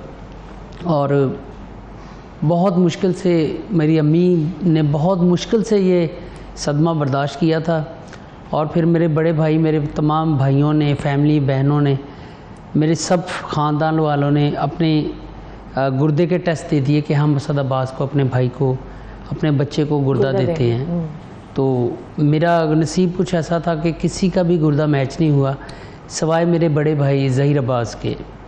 उनका गुर्दा मेरे साथ मैच हो गया। हमने इस्लामाबाद से प्राइवेट इलाज करवाया। अच्छा। तो तकरीबन 2.5 करोड़ रुपए 7 साल पहले प्राइवेट इलाज पे लग गए। हमने तकरीबन जितनी जमा पूंजी थी सब कुछ बेचकर, अपने जितना भी पैसा था, गाड़ियाँ थी, 2 घर मेरे लाहौर में थे, 2 फैसलाबाद में थे, 4 मेरी अपनी गाड़ियाँ थी, जिनमें एक मर्सिडीज़ थी, टोयोटा करोला थी, और होंडा रिबॉन थी, और मुख्तलिफ मतलब लग्जरी लाइफ था मेरा। तो सब कुछ बेच के मैंने अपनी बीमारी पे लगाया 7 साल पहले। तो जब कुछ ही अरसा गुजरा है ट्रांसप्लांट के बाद, जब घर वापस आए तो आते ही जब दोबारा से रूटीन चेकअप के लिए गया तो मेरा जो ट्रांसप्लांट किया हुआ गुर्दा था वो भी फेल हो गया। अल्लाह। अच्छा। 7 साल के उसके अंदर वो भी जब फेल हो गया, तब जो कुछ भी था तो वो तो लग गया था। तब से लेकर आज तक मैं डायलिसिस करवा रहा था और डॉक्टर्स को मैंने रिक्वेस्ट की कि मेरा रीट्रांसप्लांट कर दें। तो घर वालों के फैमिली के जब दोबारा से टेस्ट किए तो कुछ भाइयों को, एक भाई को डायबिटीज़ आ गई, एक को हार्ट पेशेंट आ गए, एक बहन का लीवर का मसला आ गया, मुख्तलिफ उनको बीमारियां आ गई जिनकी वजह से उनकी मैचिंग नहीं हो पाई। मेरी वाइफ का ये सब का यानी कि मेरे साथ मैच नहीं किया। तब मैंने क्या किया, मैंने फिर पूरी इंडस्ट्री में, पूरी मीडिया में मैंने फिर अपील करनी शुरू कर दी कि मेरे पास ना तो कोई डोनर है, तो ना तो मेरे पास अब कोई फाइनेंशियली सपोर्ट है जिसकी वजह से मैं अपना डायलिसिस करवा सकूं, अपना इलाज करवा सकूं, अपना किडनी ट्रांसप्लांट करा सकूं। फिर मैंने कोशिश की, पता किया कि मेरा ट्रांसप्लांट कहाँ हो सकता है। पाकिस्तान में तो हो नहीं पा रहा है क्योंकि पाकिस्तान में बग़ैर फैमिली डोनर के यहाँ पे ट्रांसप्लांट नहीं होता है जी। तो मैंने सर्च की, मैंने आलमगीर साहब हमारे लेजेंड सिंगर हैं, अमेरिका में होते हैं, मैंने उनसे बात की। उनका भी एक रीट्रांसप्लांट हुआ था अमेरिका, जॉर्जियो एटलांटा सिटी से। ठीक। तो वहाँ पर मैंने उनसे बात की। उन्होंने कहा कि मेरा कम से कम 5-6 करोड़ रुपए का ख़र्चा हुआ था और आप इतने पैसे जमा कर लें और आप अमेरिका एटलांटा जॉर्जियो सिटी से अपना रीट्रांसप्लांट करवा लें और फिर आप इंशाल्लाह नॉर्मल ज़िंदगी में आ जाएंगे। मैं तो सारा कुछ बेच के ख़त्म करके बिल्कुल जिसको कहते हैं कि सड़क पर आ गया था और अल्लाह के भरोसे पर मैं ज़िंदगी जी रहा था। तो फिर मैंने अपील शुरू कर दी लोगों से कि मेरा अगर कोई मदद कर सकता है तो मेरे अकाउंट में पैसे ट्रांसफ़र कर दे और मैं ताकि अपना इलाज करवा सकूं। मैंने गवर्नमेंट से अप्लाई किया, अपील की।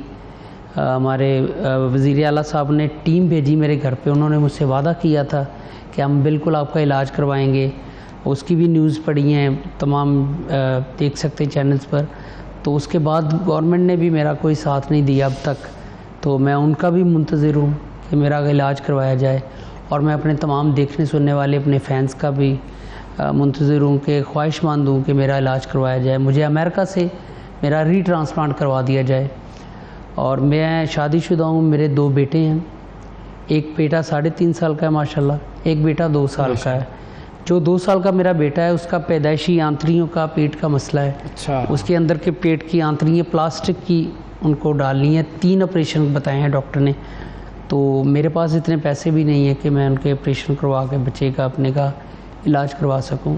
और जितनी जमा पूंजी थी मेरे पास, जो कुछ भी था, आज 7 साल से अब तक तकरीबन 7 से 8 करोड़ रुपए सब कुछ मेरे पास जो था मेरे अकाउंट्स में था, मेरे प्रॉपर्टीज़ थी, गाड़ियाँ थी, सब कुछ बिक गया। तो अब मैं समझ लें कि अल्लाह के आसरे पर मैं बैठा हूँ और किसी अच्छी उम्मीद पर हूँ कि मैं दोबारा से रिकवर हूँ। मुझे आप लोग, मेरे फैंस मुझे सपोर्ट करें, मेरा ट्रांसप्लांट करवाएं, मुझे डोनेशन करके मुझे अमेरिका भेजें ताकि मैं वहाँ से अपना ट्रांसप्लांट करवा लूँ, रीट्रांसप्लांट, ताकि मैं दोबारा से अपनी ज़िंदगी गुजार सकूँ। जी। असद, ये बताएं कि जो मीडिया की फ्रेटर्निटी है, जो आपके अपने साथी कॉलीग्स वगैरह हैं, उनका क्या रिस्पॉन्स आया, क्या रद्द अमल आया आपकी मदद के हवाले से? वो क्या कहते हैं, कुछ कहते हैं? मुझे सिर्फ़ और सिर्फ हमारे पाकिस्तान के बहुत ही अच्छे एक्टर भी हैं और इंसान भी हैं। इमरान अशरफ भाई, इमरान अशरफ, अगर वो मुझे सुन रहे हैं, देख रहे हैं, तो उनकी मुझे बहुत मदद मिली। उन्होंने मेरा स्टेटस जो था, मेरी तस्वीर को, मेरे अकाउंट को उन्होंने अपनी वॉल पर, अपने इंस्टा पर, मुख्तलिफ अपने पेज पर शेयर किया। तो उसकी वजह से मुझे उनके फैंस ने कुछ थोड़ा बहुत मुझे मदद की है, इमदाद की है, सिर्फ़ उनकी वजह से। उसके बाद अभी तक मुझे फ़िलहाल तो कोई रिस्पांस अच्छा नहीं आया। तो रात को मेरी अदनान सिद्दीकी भाई से बात हुई है, हमारे एक्टर जो हैं, उन्होंने भी अब शेयर किया है। तो इसके बाद अभी भी उनका भी थोड़ा बहुत मुझे आसरा मिला है। तो 5 करोड़ एक बहुत बड़ी अमाउंट है, बहुत बड़ी, बहुत बड़ा गोल है। तो ये अगर मिलके सब इंडस्ट्री के लोग पूरा कर सकें तो कर सकते हैं, वरना बहुत मुश्किल है। नहीं तो मौला अली अलैहिस्सलाम का फरमान है, एक इंसान की जान बचाना पूरी इंसानियत की जान बचाने के बराबर है। एक इंसान की जान बचाना पूरी इंसानियत की जान बचाने ये के कुरान में आयत है, कुरान की आयत अगर आप मेरी जान बचाएंगे तो आप समझ लें पूरी इंसानियत की जान बचाएंगे। और मेरे पास कोई घर भी नहीं है, मैं एक गांव से, फैसलाबाद के साथ एक सतियाना बंगला गांव है जी। तकरीबन फैसलाबाद से 50 किलोमीटर का फासला जाने का और 50 ही आने का। यहाँ से रोज़ मैं डायलिसिस के लिए जाता हूँ, फैसलाबाद आता हूँ सतियाना से, और डायलिसिस करवा के बाइक पर रोज़ ही मैं वापस जाता हूँ। मेरे पास कोई कन्वेंस भी नहीं है, गाड़ी भी नहीं है, और मेरे लिए बहुत मुश्किल लाइफ है और बहुत मुश्किल इम्तिहान है। और मेरा परवरदिगार अल्लाह मुझे इस इम्तिहान में कामयाब कर दे, बस अल्लाह राज़ी हो जाए, मुझे और कुछ नहीं चाहिए। बिल्कुल। अच्छा भाई, हमने भी जब ये न्यूज़ देखी थी तो इमरान अशरफ साहब की ही वो सोशल मीडिया पर देखी थी, और वाकई बड़ी बात है कि वो किस तरीके से लोगों की मदद के लिए और अपनी मीडिया की फ्रेटर्निटी की मदद के लिए आगे बढ़ते हैं। अभी अदनान सिद्दीकी साहब का भी नाम लिया आपने, इंशाल्लाह अल्लाह ताला से उम्मीद है कि ये सारे जो 2 लोग जिनके नाम आपने लिए उनके अलावा और भी लोग आगे बढ़ेंगे और कुछ ना कुछ इंशाल्लाह। जफर की ट्वीट मैंने देखी, जफर साहब की ट्वीट मैंने देखी। बिल्कुल ये सब लोग जो है वो करते हैं। आहिस्ता जैसे जैसे पता चल रहा है, बहुत सारे लोग ऐसे भी हैं जिनको पता नहीं चल रहा, लेकिन हुकूमत के हवाले से जो आपने बताया कि उन्होंने वादा किया था और फिर वो उस पर कोई पेशरफ नहीं हुई, तो कुछ कहना चाहेंगे दोबारा? क्या अपील करेंगे हुकूमत से, क्या कोई अपील है? बिल्कुल, मेरी अपील सबसे पहले तो यही है कि मेरे पास सबसे पहले तो सेहत नहीं है, तंदुरुस्ती नहीं है, मुझे ट्रांसप्लांट की सख्त ज़रूरत है। अगर मेरी गवर्नमेंट सुन रही है हमारी, तो अगर मेरा गवर्नमेंट इलाज करवा दे, ट्रांसप्लांट करवा दे, रीट्रांसप्लांट गवर्नमेंट करवा सकती है अमेरिका से या किसी भी कंट्री से या पाकिस्तान से, तो मैं रिक्वेस्ट करूँगा कि गवर्नमेंट करवा दे। अगर नहीं तो मेरे तमाम फैंस, तमाम देखने सुनने वालों से रिक्वेस्ट है कि मेरे बैंक अकाउंट के अंदर आप पैसे ट्रांसफ़र करें, ताकि मैं सारे पैसे इकट्ठे करके अपना अमेरिका जाके अपना रीट्रांसप्लांट करवाऊँ और आपको दुआएँ दूँगा। और मेरे पास कोई घर भी नहीं है, कोई कन्वींस भी नहीं है, तो ये तो अल्लाह की रज़ा है, सब कुछ हर चीज़ अल्लाह की रज़ा है। और मैं अल्हम्दुलिल्लाह जब मैं फुल अरूज पे था तब भी मैं शुक्र अदा करता था, और आज मैं इस मुसीबत में हूँ, इस मुश्किल टाइम में हूँ, अब बल्कि मैं ज़्यादा शुक्र अदा करता हूँ इसकी ज़ात का कि अल्हम्दुलिल्लाह जिस हाल में भी उसने मुझे रखा है मैं बहुत उसका शुक्रगुज़ार हूँ। बिल्कुल सही। और मुझे इस नाचीज़ को अल्लाह पाक ने इस काबिल हमेशा समझा कि करना मुझे चाहिए। इस तकलीफ़ में भी डाला है, तो मैं फिर भी शुक्र अदा करता हूँ। लेकिन मैं अपने देखने सुनने वालों से अपील करूंगा कि अगर मेरा साथ दे सकते हैं तो मेरा अकाउंट नंबर आपको फेसबुक पर मिल जाएगा, यूट्यूब पर मिल जाएगा, मेरे सोशल मीडिया के पेज हैं, आपको मुख्तलिफ हमारे इमरान अशरफ भाई की वॉल पर मिल जाएगा, तो आपको डिटेल मेरी सारी मिल जाएगी। डायरेक्ट मेरे अकाउंट में असद अब्बास के टाइटल के नाम से मेरा अकाउंट आएगा, असद अब्बास, तो आप इसमें मुझे पैसे ट्रांसफ़र करें और मैं सेट हो जाऊँ। अच्छा असद भाई, आपकी इस वक्त गुजर बसर कैसे हो रही है? अल्लाह जानता है, अभी मेरा बहुत ही मुश्किल से गुजर बसर चल रहा है। और मैं सतियाना गांव से आता हूँ, रेंट पे वहाँ पर भी मैंने घर लिया हुआ है, 20,000 रुपये मैंने रेंट दे रहा हूँ वहाँ पर। और इसके अलावा मुझे सिर्फ़ और सिर्फ आज की एक दिन पहले मुझे इमरान अशरफ भाई ने, उनका जब स्टेटस मिला था, उन्होंने मेरा स्टेटस लगाया था अपनी वॉल पे अकाउंट का, तब मुझे कुछ पैसे डोनेट हो गए थे उनके अकाउंट, मतलब उनके फैंस ने मुझे भेज दिए, जिसकी वजह से मेरे कुछ डायलिसिस, कुछ दिनों के डायलिसिस वो माशाल्लाह से अब चल रहे हैं। मतलब मैं तसल्ली से बैठा हूँ उस वक़्त तक के लिए, मुझे सुकून का सांस है। जब वो पैसे ख़त्म हो जाएंगे तो फिर अल्लाह मालिक है, अल्लाह वारिस है, जैसे सबका वारिस है, सबका मालिक है, उसकी रज़ा है। बिल्कुल सही। अच्छा, आपका जो मशहूर गाना था कदी आमिल सावल यार, जिसके पीछे जो भी मेहनत थी वो सब सिलसिला आपने देखा और उसके बाद आपको असल में उरूज मिला, उसके पीछे की ज़रा कहानी भी सुनाएं कि उसके पीछे क्या कहानी थी?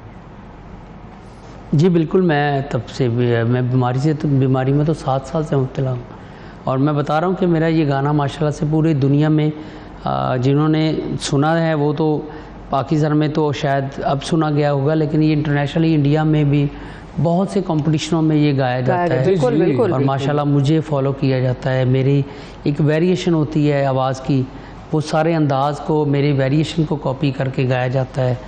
और ये सब अल्लाह की देन है और मैं उस परवरदिगार का बहुत शुक्रगुजार हूँ। शुक्रगुजार भी होना चाहिए और बस हमें दुआ करनी चाहिए कि अल्लाह ताला आपकी ये परेशानी जो है वो दूर करे। जाते जाते मैं चाहूँगा कि आपका जो काम है वो है अपनी आवाज़ का जादू जगाना, तो अपनी आवाज़ का जादू अपने किसी भी पसंदीदा गाने की सूरत में अगर आप जगा दें हमारे नाजरीन के लिए वो भी देखेंगे और हमारी उनसे पुरजोर अपील है कि आपकी मदद के लिए सब लोग आगे बढ़ें।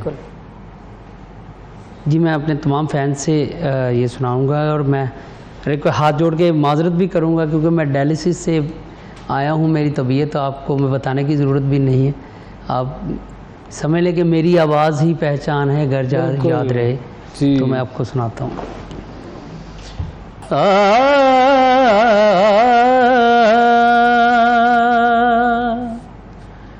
साजन प्रीत लगा के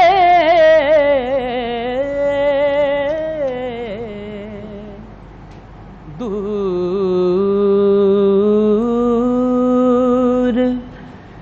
देश मत जात, बसो हमारी नगरी मोहे सुंदर मुख दिखला, ओ कया मिल सांवल यार वे हो कदिया मिल सांवल यार वे, मेरे लूलू चीख पुकार वे, मेरे लूलू क्या बात है, चीख पुकार वे हो कदिया मिल सांवल यार वे, हो कदिया मिल सांवल यार वे। असद अब्बास साहब, क्या आपकी खूबसूरत आवाज़, क्या खूबसूरत अंदाज़, और वो जो आवाज़ का जादू है वो अभी भी वाकई है, सर चढ़ के बोलने वाला जिसको कहते हैं ना। और मुझे यकीन फैंस आपके देख रहे हैं, सुन रहे हैं इस वक्त, जो आपसे मोहब्बत करते हैं वो यकीनन आगे बढ़ेंगे आपकी मदद के लिए और अल्लाह ताला कोई न बहुत शुक्रिया अदा करेंगे असद अब्बास साहब का कि उन्होंने वक्त दिया हमें। डायलिसिस से वो सीधा हमारे स्टूडियो आए और उन्होंने ये बातचीत की हमसे। अब आप सब लोगों पर है कि अब आप लोग आगे बढ़ के क्या करते हैं। वक्फा लेते हैं, वक्फे के बाद दोबारा हाजिर होंगे। सुबह सवेरे पाकिस्तान, सुबह सवेरे पाकिस्तान, सुबह सवेरे पाकिस्तान।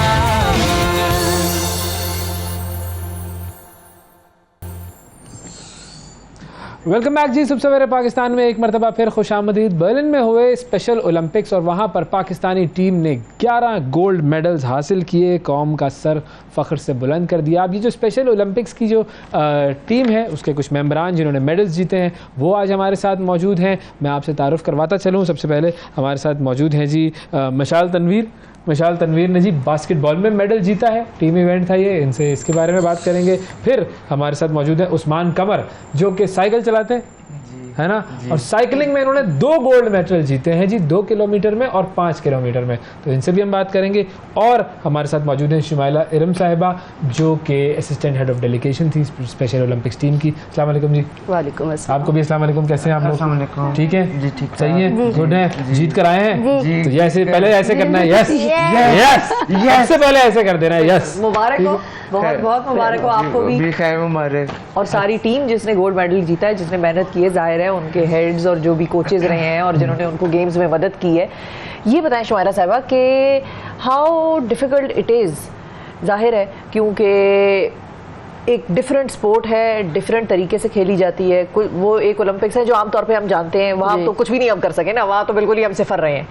इन बच्चों ने इतनी ज़बरदस्त कारकर्दगी दिखाई है, कितना मुश्किल या आसान प्रोसेस था इन सब के लिए भी और आप सब के लिए भी? सबसे पहले तो आप लोगों का शुक्रिया कि अभी हम कल वापस पहुंचे और आपने नाज़रीन तरले करके मिन्नतें करके फौरन से पहले आप आए और हमारे चैंपियंस है ना भाई, मुलाकात कराएं। बिल्कुल, they deserve to be here. ये ज़रूरी है इन सबकी मोटिवेशन के लिए और इनको अपनी सोसाइटी का हिस्सा बनाने के लिए, तो ये मोटिवेशंस और ये अप्रिसिएशंस बहुत ज़रूरी हैं। Again thank you very much.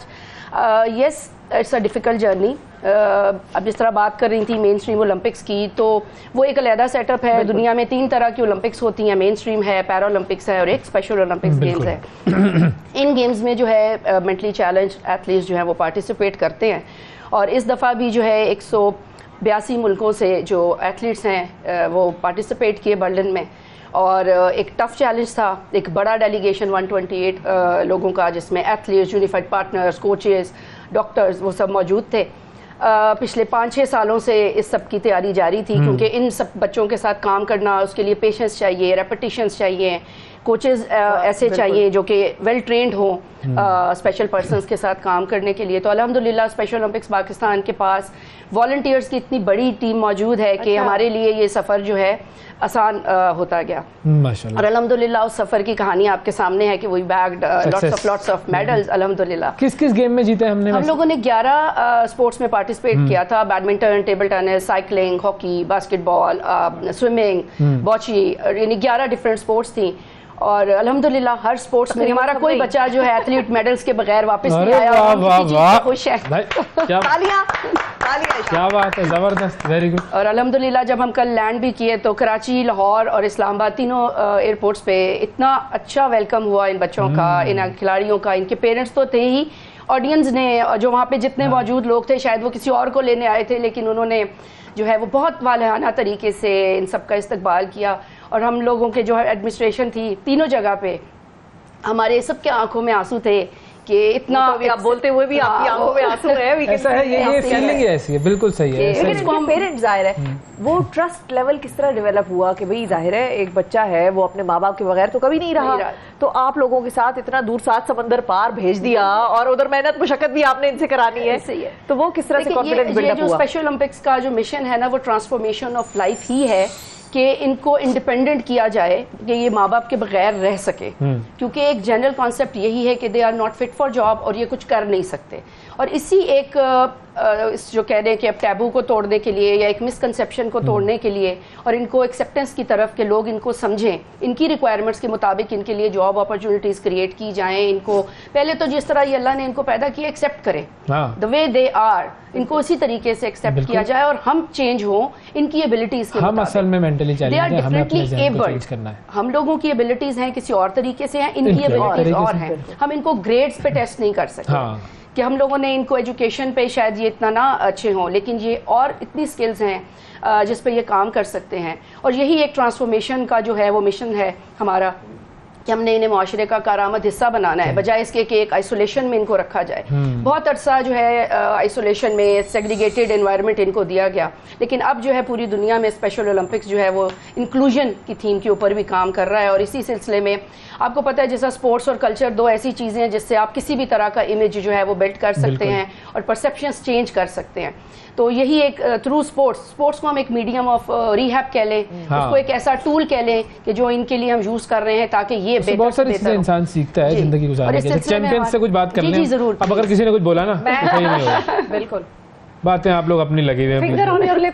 हाँ अच्छा जी, उस्मान साहब साइकिल चलाते हैं? जी मैं साइकिल चलाता, 2018 में मैंने 3 मेडल्स जीते थे, उसमें ब्रॉन्ज मेडल जीते थे 2018 में। और फिर उसके बाद फिर मैं गिलगित गया था, वहाँ पे भी मैंने साइकिलिंग की थी और वहाँ पे मैंने शील्ड ली थी वहाँ से। Very good. और मेरे साथ मैम शुमाइला भी थी, गई थी हमारे साथ, गई। उन्होंने कुछ लिया? इनको भी शील्ड मिली थी, सबको शील्ड मिली थी। अच्छा, अब जो आपने 2 गोल्ड मेडल लिए हैं वो बताए ना कौन से, किस तरह ये दोनों जो है ये गोल्ड मेडल सारे जी, ये दोनों रेसों में मैंने फर्स्ट पोजीशन ली है। हैवी है, असली गोल्ड है ये? जी है, बिल्कुल मेटल है। अच्छा, तो ये 2 रेसेस कौन सी थी? ये दोनों रेसेस जो थी, जो रेस मेरी हुई थी, ये फर्स्ट दोनों 5 और 2 किलोमीटर जी। तो उसमें मैंने एक में तो फर्स्ट पोजीशन ली थी और फिर दूसरी रेस में भी फर्स्ट पोजीशन ली थी। तो वहाँ पर दोस्त बन गए आपके? जी, काफ़ी सारे दोस्त बने थे, बहुत अच्छा टाइम हमारा, बहुत अच्छा साथ गुजरा और हम पता भी नहीं चला किस तरह टाइम गुजर गया। अच्छा, साइकिल चलाना थोड़ा सीखना है मुझे आती तो है जी जी, लेकिन स्पीड ज़रा कम है। अच्छा, तो आपके पास अगर साइकिल है तो मैं आपके उसकी थोड़ी सी आपको थोड़ा सा गाइड में कर सकता हूँ कि आप किस तरह आप साइकिल चला सकते हैं। उसका तरीका ये होता है कि पहले जब आप साइकिल पे जब आप चलाते हैं ना, तो आपने अपनी जब ऐसे ऐसे करके आप अपनी स्पीड आप थोड़ी ज़्यादा करेगा, ठीक है। और जब आपने जब ज़्यादा स्पीड करनी हो तो आप थोड़े से गेयर्स को थोड़ा सा अपने गेयर्स निकालने फिर लगाना है आपने। हाँ, गेयर वाली है साइकिल, गेयर वाली ही है। बस चले कुछ प्रैक्टिस करूँगा, फिर मैं आपसे कोई रब्ता जी करूँगा। हो सकता है आप अपना ये गोल्ड मेडल मुझे दे दें कि वाह वाह वैस तुमने बड़ा अच्छा चलाया। अच्छा मिसाल, कैसी हैं? ठीक हूँ, आप सुनाएं? गुड। गेम कौन सा था आपका? बास्केटबॉल। वो क्या सुनाए, जीत के आप आई हैं, आप सुनाएंगी। कैसे जीती, क्या किया? बस जीत गए। बस जीत गए। ये तो बास्केटबॉल पसंद है आपको? बास्केटबॉल वैसे मेरा फेवरेट मैच है, मुझे वैसे उसमें घुसा दिया। अच्छा, तो बास्केटबॉल खेलने में मजा आता है जी। आपकी जो टीम है वो कौन से नंबर पे आई थी? चौथे नंबर पे। चौथे नंबर पे आई थी, ओके। और पहले नंबर पे कौन सी टीम थी? पता नहीं कौन सी टीम थी भाई पहले नंबर पे? अच्छा, जर्मनी थी। अच्छा, अगली दफा फिर हराना है उनको जी। तो आपने कैसे बास्केटबॉल खेलना सीखा, कुछ बता सकती हैं? ओलंपिक्स की तरफ से खेलना सीखा। किसने सिखाया, कौन थे कोच? कोच कैसे थे? सर बंगिश थे और सनवीर थे। अच्छे डांटते वो नहीं डांटते, डांटा करें कोच साहब, क्या कर रहे हैं, डांटे बगैर गेम कैसे होती है? हाँ, तो टीम में आपकी अच्छी दोस्ती किससे है? सबसे अच्छा दोस्त कौन है टीम में आपका, अपनी टीम में? सोचे नाम बताएं। कोई भी नहीं। कोई भी नहीं। अकेले खेलूंगा मैं, बस ठीक है, सही है, अकेले खेलूंगा मैं, ठीक है। अच्छा। और ये बताएं, अब बर्लिन आप लोग गए थे, बर्लिन कैसा लगा? अच्छा था। मेरा तो फर्स्ट एक्सपीरियंस था, तो बहुत अच्छा था, सब कुछ बहुत अच्छा, सब ने बहुत अच्छा ख्याल रखा और सब ने बहुत प्यार दिया और वो बहुत, और साथ में हमारे पेरेंट्स की भी बहुत मेहनत थी जो हम इस मकान तक हम पहुँचे हैं यहाँ पे। अभी तो और भी आगे जीतना है। बिल्कुल, अब बहुत आगे जाना है। बहुत आगे जाना है। तो आपको कैसा लगा बर्लिन? अच्छा लगा। कुछ लाई है वहाँ से? नहीं, कोई चॉकलेट कोई चीज कुछ ली है? ऐसे ही आ रही थी तो ले आती, गिफ्ट ले आती। चलो अगली दफा जाओ ना। हाँ, मैं अपने पेरेंट्स के लिए लेकर आया था। क्या लाए? मैं अपनी मदर के लिए जो है, मैं उनके लिए परफ्यूम लेकर आया था जर्मनी से। ओ माशाल्लाह। और अपने फादर के लिए मैं वहाँ से चॉकलेट्स और सिस्टर के लिए लेकर आया था। जबरदस्त, बेहतरीन। सैर कराई है, यानी कि आप लोगों ने तफरीह कराई है वहाँ पे। जबरदस्त जी, बहुत शुक्रिया उस्मान, बहुत शुक्रिया। थैंक यू आपका, आपने जबरदस्त काम किया जी। और पूरी सारी जो कौम देख रही है ना आपको, जी, सबकी तरफ से तालियां आपके लिए भाई, सबकी तरफ से थैंक यू कि आप लोग इतना ज़बरदस्त काम कर रहे हैं। आगे हमने 11 तो नहीं 22 मेडल जीते हैं इंशाल्लाह। थैंक यू जी। नाजरीन, वक्फा लेते हैं, वक्फे के बाद दोबारा हाजिर होंगे, हमारे साथ रहिएगा। सुबह सवेरे पाकिस्तान, सुबह सवेरे पाकिस्तान।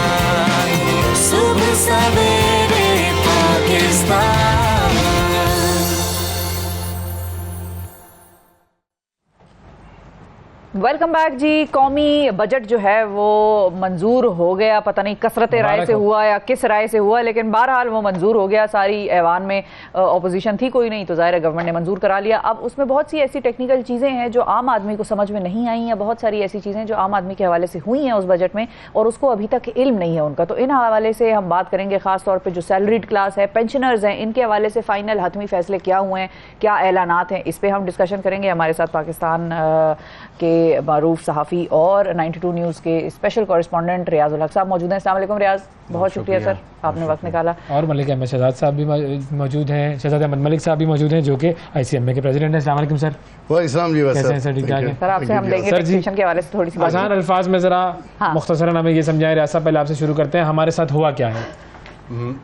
सबसे पहले मैं इस्लामाबाद से शुरू करता हूँ कि ये शायद मेरा ख्याल है हमारे बहुत से लोगों के इल्म में नहीं है कि जो ट्रांसमिशन लाइन है उस पे FED 15% लगाने का फ़ैसला किया गया है। तो बाकी मुल्क के दूसरे हिस्सों की निस्बत इस्लामाबाद वाली बिजली जो है 15% महंगी जो है आइंदा से 1 जुलाई से, यानी अगस्त से जो उनके बिल्स आना शुरू हो जाएंगे। ये वाहिद इस शहर की खुसूसियत है जो अब हमारे लिए हैरान कुन तौर पर ये बजट में शामिल की गई है। ठीक है। उसके अलावा क्या किया गया कि जितना फ्रोज़न आइटम्स थे, यानी जिसमें मछली आ जाती थी, जिसमें चिकन आ जाता था और जो दूसरे मीट वगैरह से रिलेटेड चीज़ें, उन सब पे जो है वो तकरीबन 17 to 18% जो है वो सेल्स टैक्स लगा दिया गया है। मतलब तो वो ये भी सारा फ्रोजन जो है जो हम यहाँ से खरीदते हैं यहाँ की कंपनियों का, जो यहाँ की नहीं यहाँ की कंपनियों को जो खरीदते हैं उन सबको महंगा कर दिया गया है। 17% एक्स्ट्रा टैक्स? जी 17% एक्स्ट्रा लगा दिया गया है। मतलब अगर वो पहले 100 रुपए की मिल रही थी टैक्स समेत तो अब 117 की मिलेगी। बिल्कुल ऐसा ही है। और ये यकम जो है ना 3-4 दिन बाद यानी ईद के बाद ये सिलसिला शुरू हो जाएगा। तो गोश्त यानी कि ईद पे पहले हम जानवर कुर्बान करेंगे फिर खुद कुर्बान होंगे। जी पहली कुर्बानी जो है वो होगी, उसके बाद बाकी कुर्बानी हुकूमत आपसे करवाएगी। एक तो ये हो गया। और दूसरा जो बड़ा फैक्टर है वो ये है कि ACs जो लेदर की जो प्रोडक्ट्स हैं उस पे भी जो FED है वो 17 to 18% कर दिया गया है। तो उसके अलावा जो डेयरी का जो जितनी प्रोडक्ट्स हैं, मक्खन वगैरह जितना हो गया वो भी महंगा हो जाएगा, उस पर भी 17% FED वो लगा रहे हैं। और इसके अलावा जितना दूसरी जो खाने पीने की अशिया हैं जिसमें गर्म मसाले आ जाते हैं, जिसमें दूसरे पैकेट्स वाले और दूसरे, यानी अब ये होगा कि मिसाल जितनी प्रोडक्ट्स हैं कंपनीज आती हैं जिसमें गर्म मसाले और दूसरे छोटे छोटे मसाले होते हैं वो तमाम महंगे हो जाएंगे। तो जो खुला बेच रहा है वो कि अगर ये 80 रुपये का एक बॉक्स आ रहा है और ये पहले 70 का आता था तो मैं जो 60 का खुला बेच रहा हूँ तो मैं भी 70 का ही कर देता हूँ, तो उस पर भी बाकायदा असर आएगा। तो ये सारी चीज़ें ज़ाहिर है फ्रोजन फूड सेहत के लिए अच्छा नहीं है, गर्म मसाले सेहत के लिए अच्छे नहीं है। ये हुकूमत आप देख रहे हैं ना कि क्या उसकी लॉन्ग टर्म प्लानिंग है? जी ये है असल में। बताएं और बताएं। अच्छा ये तो हो गया, ये खाने पीने और इस तरह की चीज़ें हो गई। इसके साथ आएँ कि अब जो इन्फ्लेशन है और हमने देखा कि स्टेट बैंक का हाईएस्ट एवर जो पॉलिसी रेट था वो 22% इन्होंने कर दिया। 22 कर दिया। ठीक है। अब इससे जो इन्फ्लेशन 38 पॉइंट समथिंग है वो मेरा ख्याल है कि 40 को टच कर जाएगी अगले तकरीबन 5-6 महीने में, क्योंकि IMF के सामने जितनी भी गुजारिशात थी उनकी वो हमने मान ली। पहले हमने कहा कि जनाब ये जियोपॉलिटिकल है, हमने थ्रेट करना शुरू किया। हमने कि आप कौन होते हैं हम ये कहने वाले, आप कौन होते हैं हम ये कहने वाले कि मिसाइल सिस्टम हम कौन सा चलाएंगे। लोग हैरान हो गए, पता नहीं IMF ने कह दिया कौन सा मिसाइल सिस्टम, क्या हो गया। फिर जनाब फाइनेंस और आगे पीछे लोगों से कहा हमें तो नहीं पता पता चला डार साहब को नया जो है वो खेल रहे थे ताकि लोगों को अपील किया जाए जनाब ये देखें हमारे डार साहब फ्रंट पे लड़ रहे हैं नजरियाती जंग। अब जो नजरियाती जंग तो जनाब वो ऐसे गिरे कि जनाब तमाम बातें उन्होंने मान ली।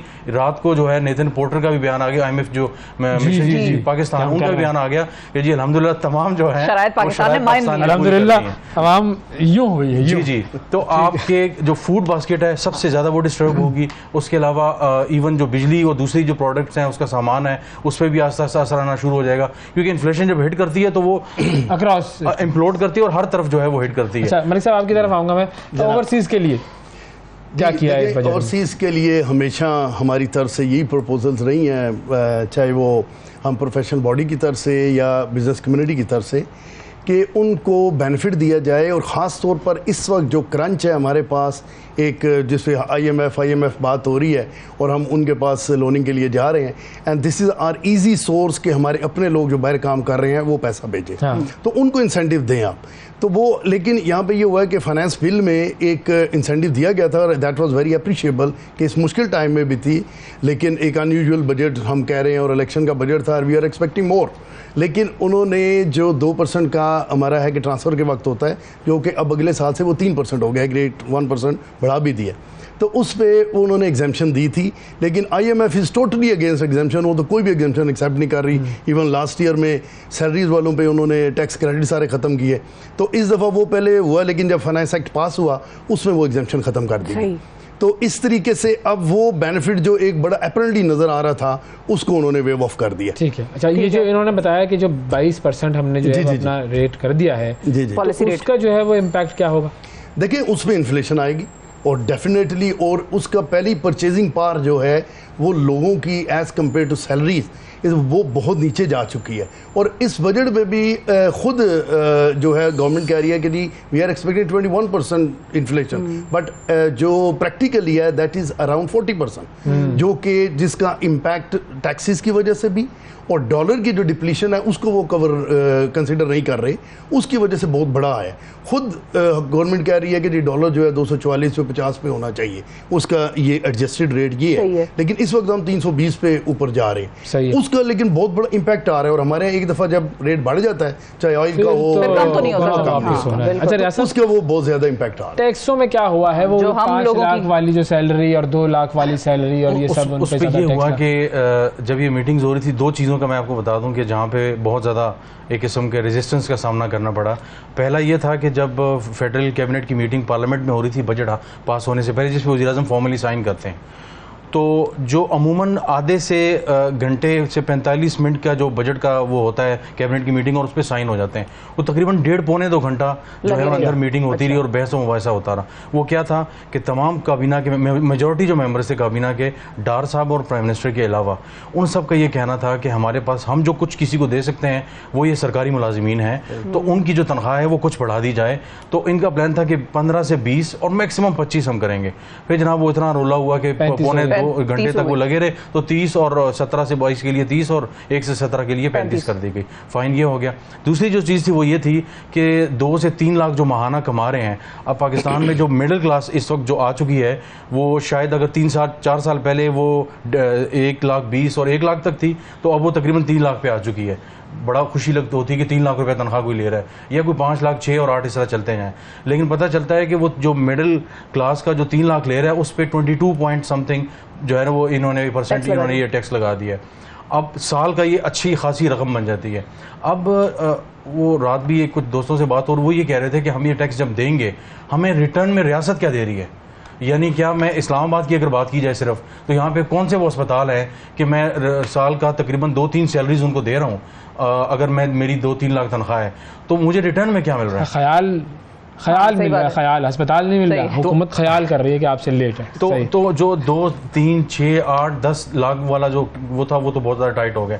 यानी 2-3 लाख वाला जो फार्मूला था, इस पर बहुत ज़्यादा बहस हुई। उन्होंने कहा कि जी 2-3 लाख तो बिल्कुल स्टार्टिंग पॉइंट है, हम उसे भी स्क्वीज करने जा रहे हैं, ऑलरेडी हमारे पास वो है, तो हम क्यों 20% तक वो हो रहा है, हम क्यों 22 पॉइंट। और ये वो क्लास है जो ऑलरेडी टैक्स दे भी रही है। जी ऑलरेडी टैक्स दे रही है, 80% में 20% तो ऑलरेडी वो दे रहे थे। इसी तरह 22 और 24 और 26 जो स्लैब्स है सारी, अब मजीद उनको स्क्वीज कर रहे हैं। पेंशनर्स का क्या हुआ? उसकी वजह अच्छा पेंशनर्स का ये किया है, जो अच्छी 1-2 चीज़ें हुई हैं वो ये हुई हैं कि इन्होंने जो 2-2, 3-3 पेंशन ले रहे होते थे, और जिसमें मुख्तलिफ इंस्टीट्यूशंस के जो लोग हैं और इसी तरह दाएं बाएं जो हैं, वो ये क्या करते थे कि एक जगह से रिटायर हुए और दूसरी जगह सिविल एविएशन में लग गए, हर जगह से बेनिफिट्स वहाँ से भी आना शुरू हो गई। पता चला ऐसे भी थे जो 3-3 पेंशन ले रहे थे। तो हुकूमत ने कहा कि ये खत्म होना चाहिए कि जो 2-3 साल पहले जो 200-300 बिलियंस का जो पेंशन का हमारा बजट था, वो 800 बिलियन तक पहुंचा। हमने कोई फंड भी तो नहीं बनाया पेंशन के, हम तो बजट में से निकाल। अब ये फैसला किया गया इस दफा कि फंड बनाया जाएगा, और जो सैलरी जो नए हायर होंगे उनमें से उनका जो परसेंटेज कुछ कटता जाएगा, और जब वो रिटायर होंगे तो उस फंड में से उनको जो है वो पे कर दिया जाएगा। मीनवाइल जो पैसे हैं वो इन्वेस्ट हो जाएंगे, तो उसमें से भी हुकूमत को रेवेन्यू आता रहेगा, इंटरेस्ट है और दूसरी। अच्छा, हमारे पास वक्त बिल्कुल ख़त्म ही हो चुका है। मैं शुक्रिया अदा करूंगा आप दोनों मेहमानों का, और हम इस पर मजीद आगे भी बात करेंगे, क्योंकि हम ज़ाहिर है ये बजट के असरात तो हम पर आते रहेंगे, और जैसे जैसे असर आएगा। ईद मनाएं, अभी हम कुछ रख रहे हैं कसर बाकी, आप लोग ईद मनाएं, कुर्बानी शुरबानी करें, गोश्त टिक्के खा लें, उसके बाद वापस आएंगे, आपसे मुलाकात करेंगे, रेगुलर शोज में आपका मुकाबला करेंगे हम सब मिलकर महंगाई का, तो उसमें फिर डिस्कशन करेंगे कि भाई अब हो क्या रहा है हमारे मुल्क के साथ और हम सब के साथ। आज के प्रोग्राम में इतना ही, आपसे फिर मुलाकात करेंगे। अल्लाह हाफिज।